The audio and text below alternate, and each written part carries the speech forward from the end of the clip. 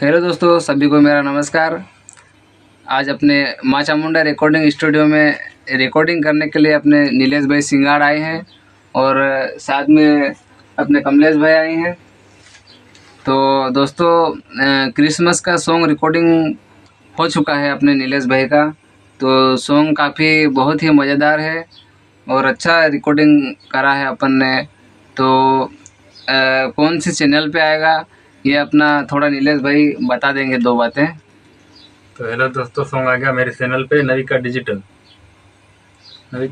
Channel पे। हाँ, तो दोस्तों आप भी भाई के चैनल को लाइक और सब्सक्राइब कर ले और सॉन्ग बिल्कुल सुनना ना भूले। और आगे आपको सॉन्ग थोड़ा हम सुनाएंगे।